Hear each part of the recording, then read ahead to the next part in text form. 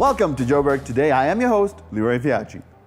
The city of Joburg, the SAPS, and various community stakeholders recently held an anti-drug campaign in Rosettenville designed to encourage people in the area to report drug and criminal activities.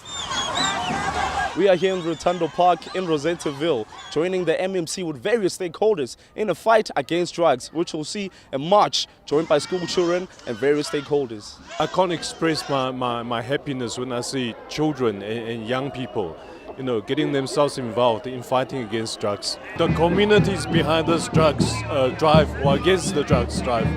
You see, the drugs is plaguing our society, from our children, from our parents, to our families, uncles, brothers and sisters. A lot of the drug dealers target our youth because they think this is the market that they want to do business with. It's the illegal business, it's wrong. But unfortunately, many of our youngsters get involved and get hooked into this world of drugs. Starting at such a young age, I see a lot of school children out here and I'm very positive, I'm very happy. And I certainly hope and I want to call upon our young people to take the message through to our communities to say no to drugs.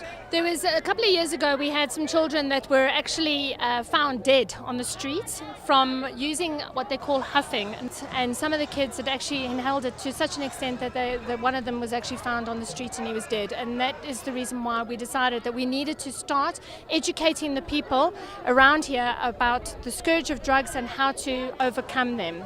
We as a Spar Motorcycle Owners Group, SMOG, joined in because we store owners and we share the same passion, which is motorbikes and the causes for drugs, charity, child abuse, cancer stunts. We join into all those things because it's a worthy cause and it's something that we believe we can get South Africa right with. The anti-drug march was followed by an opening of a new police contact center in the area. What we need to understand is that those people that are involved in drugs comes from families, and we can work jointly, so the parents of those children or adults that are involved in drugs have to work with the police. We cannot make it only the responsibility of the police in the fight against drugs. We are being paid to actually eliminate the concept of drugs, and we will do whatever in our power in order to work with the community in order to get rid of these perpetrators. School learners played a crucial role in this march to eradicate drugs, and this is what they had to say. In my street, they actually use small children to go to the cars and give the drugs and stuff.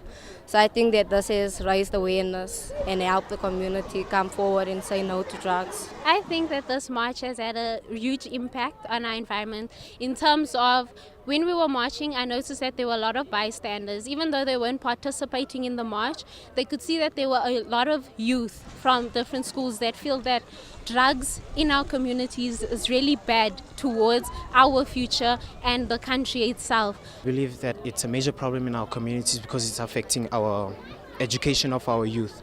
And I believe that everyone has a future and drugs are just a roadblock, basically.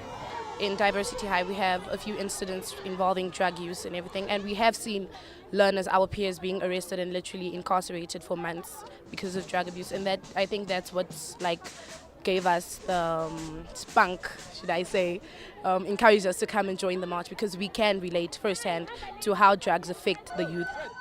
I'm Ray for Joburg Today.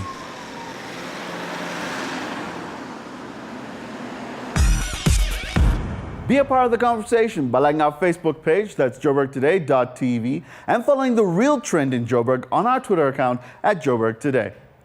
It's back to school for the newly elected local government councillors as they are put through their paces by the South African Local Government Association in a 5-day induction program.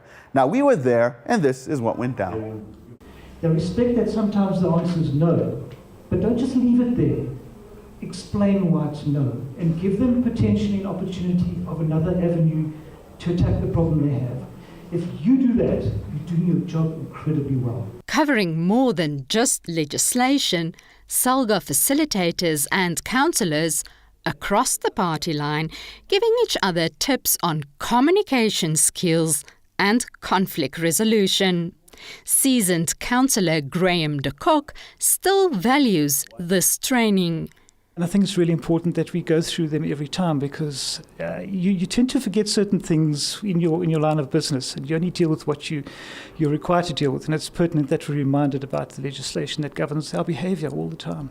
You come into a new thing and then you think you've got an idea of exactly what is happening.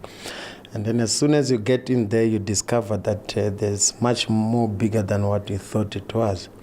But I'm happy because after that discovery, we've also been armed with the tools of how can we be able to shoulder all this responsibility, because it's a huge responsibility to represent the people, more especially when we live in a city like Johannesburg, when we've got varieties of communities and challenges. The focus is around them understanding the legislative framework within which they are expected to operate in.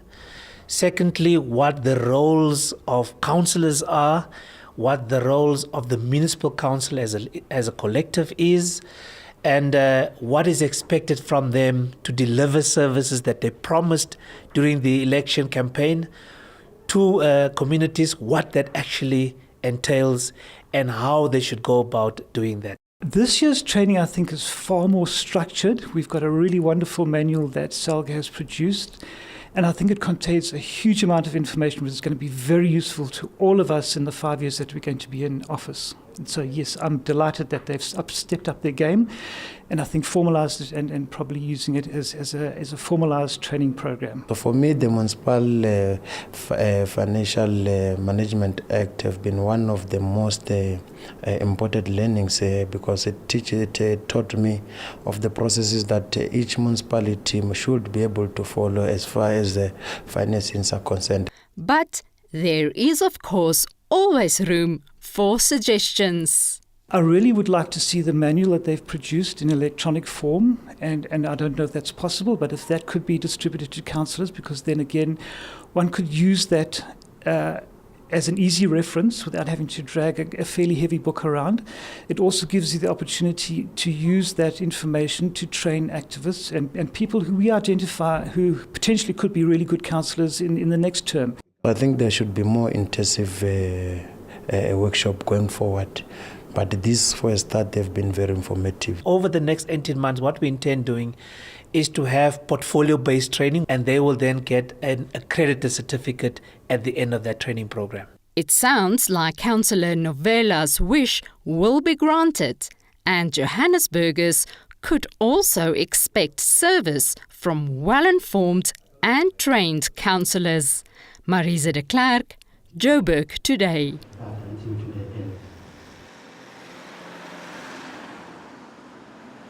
Hi, I'm Danny Glover, and you're watching Joburg Today. Well, that's it for today's show, but if you want to know more about what's happening in and around Johannesburg, you better check out our playlist. From me, Leroy, and the guys behind the scenes, till next time.